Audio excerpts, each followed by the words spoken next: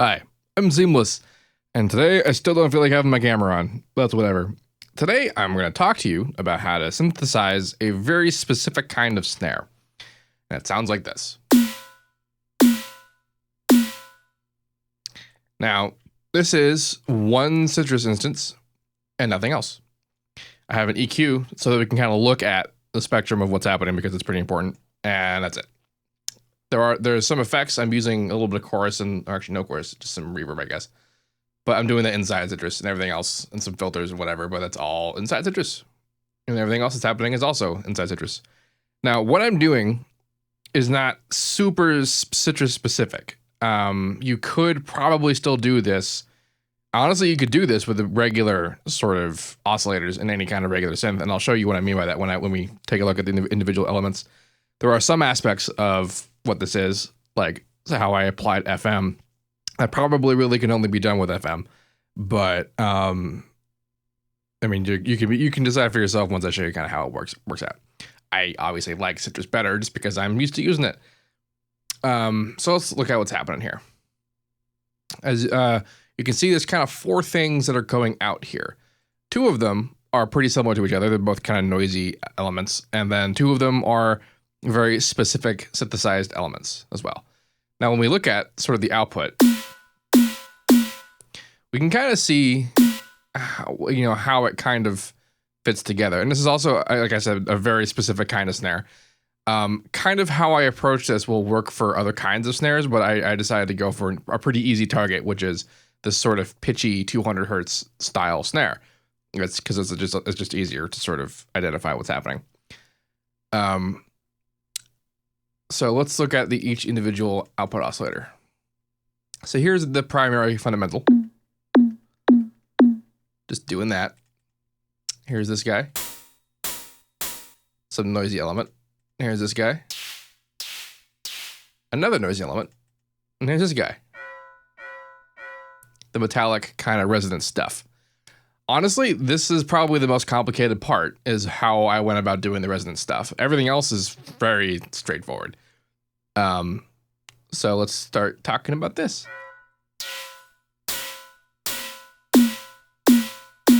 Yeah.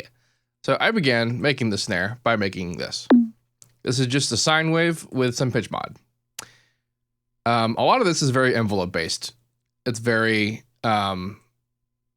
derived from moving one thing or another, either with pitch and volume and that kind of thing. I set this to a static pitch. I set it in the hertz value instead of the ratio value. This means that every note is going to be the same note. That's just because I felt like doing it like that. I didn't really need to do it like that, but I wanted to get very specific with what I was doing. Now, this is actually set to 3600 hertz, which is not even anywhere near 200 hertz. But the reason I did that is because I was using the pitch mod, and in the pitch mod window, the enveloping in the pitch window, center is the original value. So you can go above the original value or below the original value. Now, the harder, if you want a really, really hard thump, and this is actually pretty, I mean, essentially what we're doing here is we're making a very high frequency kick drum. Because if I were to turn this down, I can't do that because of the pitch. Yeah, it's pitch is static. If I were to play that, at a lower note, it would essentially be how you'd synthesize a kick drum. And this is how thump and snap is accomplished in anything, is this idea of the pitch fall. It's it's one way to do that anyway. It's the easiest way, in my opinion. We're essentially doing that, only instead of the fundamental being down in the bass range, it ends at the 200 hertz range. So I wanted, the maximum range to do that. So this knob over here is the pitch envelope range knob, essentially. And it dictates how far this graph goes. By default, it's set to 1200 cents, or 12 semitones, or 1 octave. And this means that all the way up from center is 1 octave, and all the way down from center is also 1 octave. So 1 octave up, 1 octave down, for a total of 2 octave range. And then if I turn it all the way up, it's 1400 cents, or 48 semitones, or 4 octaves. So that means that it's 4 octaves up, 4 octaves down, for a total of 8 octaves in the entire graph. Now keeping the snap fully from the entire range causes some complications. And if you do attempt it yourself, you'll probably run into them. And I mitigated this by making it so that the pitch, so like basically the height of the pitch fall and how fast the pitch falls determines the quality and the character of the snap. Now you can also see here in the what happened here is that it went almost all the way down, and then it kind of went down a little bit slower at that point. Versus if I were to just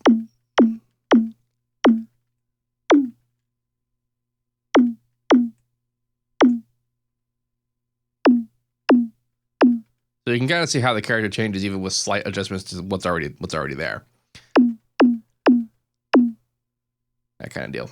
I also have a volume envelope engaged here, but you can see that it's actually silent at the very beginning. That's what it sounds like when I have volume on at the instant it starts. So it's instantaneous attack in that regard.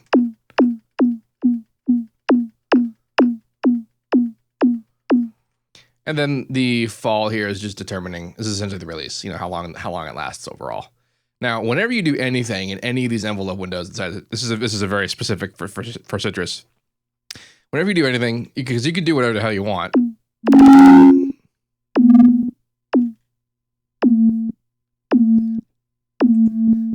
And it can be weird, but whenever you do anything, the last little node there, you want to set it to be sustain loop end. It doesn't matter if you don't. It doesn't actually matter if you have a loop. What it's saying is that it's sustain or loop. So this means that if I just play it really fast, it doesn't actually go through the whole thing. But if this wasn't here, then if I hit, even if I hit the note really fast, it would actually play until it terminated this entire automation. And there's a lot of envelopes engaged on a lot of these things, and they're all different lengths and varying, you know, intensities and whatever. So that means that if I didn't have the sustain loop end on every single one of them, then the note, no matter how long I actually played it for, would be as long as the longest envelope automation. But since I actually did go out and set the sustain loop end for every single one of these, the note it'll only play for however long the note actually is. Which, I mean, I'm not demonstrating right now because I'm using the sequencer hit, which means that it's actually, when you hit the sequencer like this on a melodic element, it actually just holds the note until you hit it again. And it'll keep holding it pretty much forever. So that's what that does. But if I went and put it in the piano roll, then I could actually make some of them shorter or longer, depending on note length itself. Just a little heads up about that. That determined this guy. That's just what that sounds like. There's a little bit of reverb, but it's not a huge impact on this particular sound. Now, the next one that I made, I think is this one? Yeah. So I made this guy. Now, Citrus has the ability to turn any oscillator into a noise oscillator. You just go to one of the options, turn the noise fader all the way up, and then now it's going to output only noise. That's pretty handy. You can also mix it between noise and whatever the oscillator is actually doing. So you can make some pretty intricate textures with this. And so it's a lot of fun. Not something I do very often, but it came in quite handy for this specific purpose. Pitching noise doesn't do anything because noise has no pitch. It's not on every frequency. It's geared towards the higher frequencies because this is specifically white noise. Pink noise is an even distribution of every frequency, and its whole point is that it doesn't have any pitch value whatsoever. So even if you played any note at all, it would always sound the same kind of noise. Just so you're aware of that. I have a similar, I guess I don't actually have a similar. So I'm not actually doing any volume modding on the oscillator itself, but I am doing it on the filter. This is the volume envelope for the noise. You can kind of see what's going on here where it snaps on pretty hard, but then it sort of swells after the hit. And then I also have a filter engaged, and it's a bandpass filter. Now, what I'm doing with the bandpass filter is I'm moving the cutoff, but I'm also changing the resonance. I'm moving the resonance around. Now, what the resonance signifies in a bandpass filter is the bandwidth. I can show you kind of what that looks like visually. Essentially, lower Q value, higher Q value.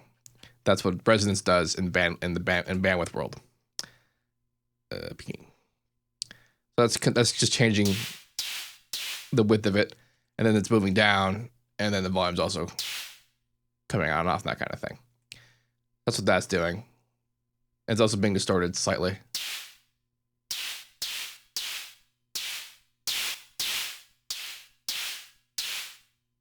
And there's also a little bit of reverb engaged on that. The way that the effects works inside Citrus is that you have this effects oscillator. Essentially, it's not really oscillator. It's routing, but it's independent of the output.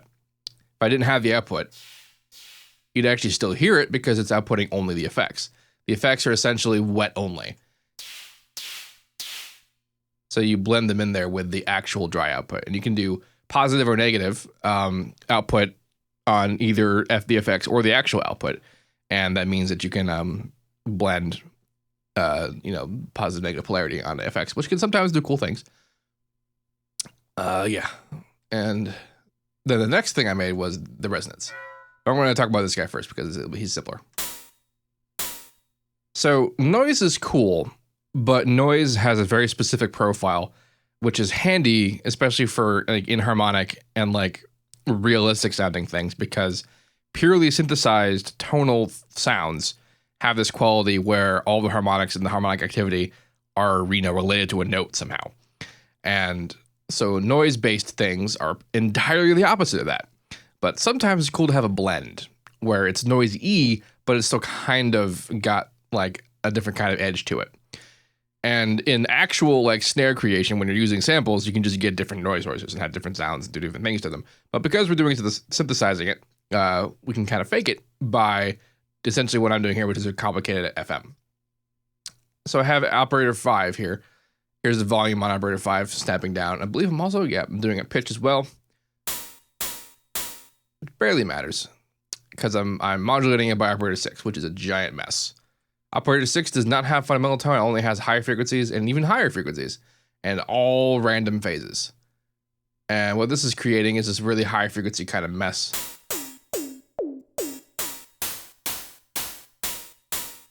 Which if I turned up high enough, actually it kind of sounds like noise.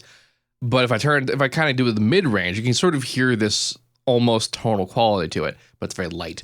It's almost unnoticeable when it's piled on with everything else, but the interaction with it kind of adds to a more unique sound. Now let's talk about the harmonic.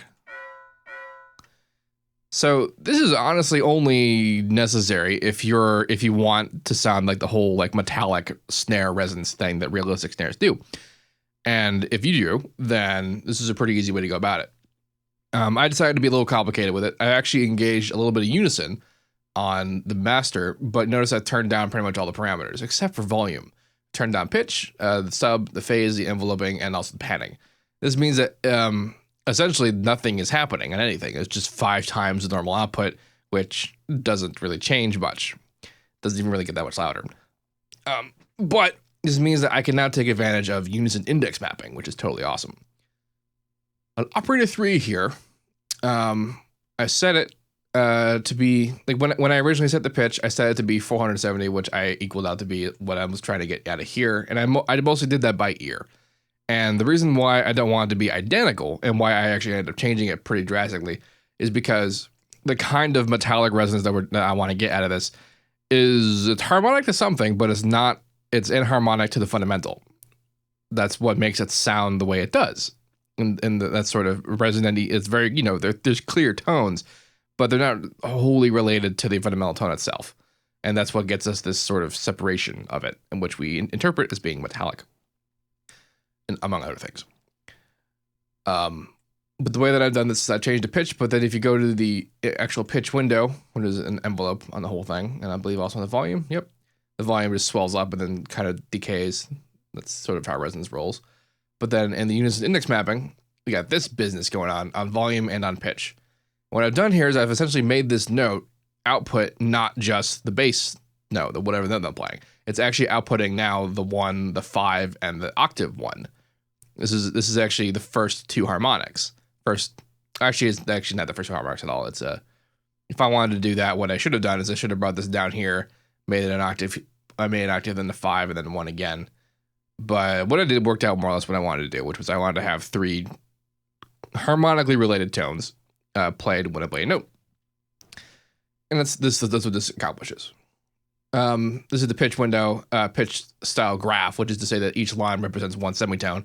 So this is the 7th semitone and then the 12th semitone, which means the 7th, chromatic in the scale, which makes it the 5. It's the 5th. That kind of thing.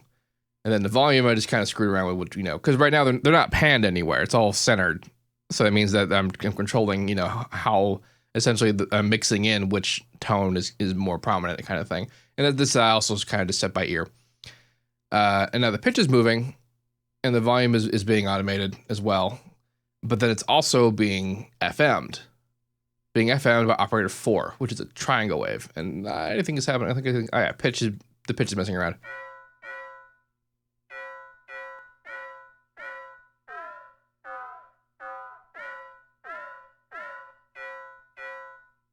Now, remember, this was once upon a time the same pitch as the other oscillator.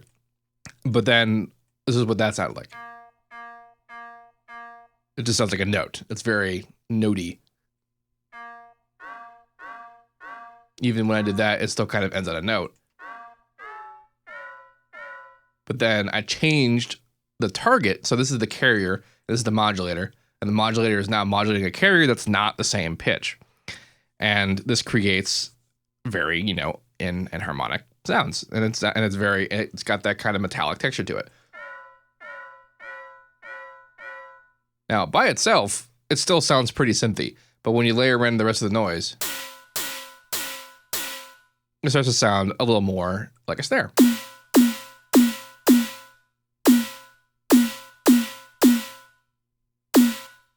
Now, this particular sound is not super amazing. Like, I know that, but this is sort of a decent template for making a sound that works. And because we have separated all these elements, we have incredible control over what the snare's position in a track would be.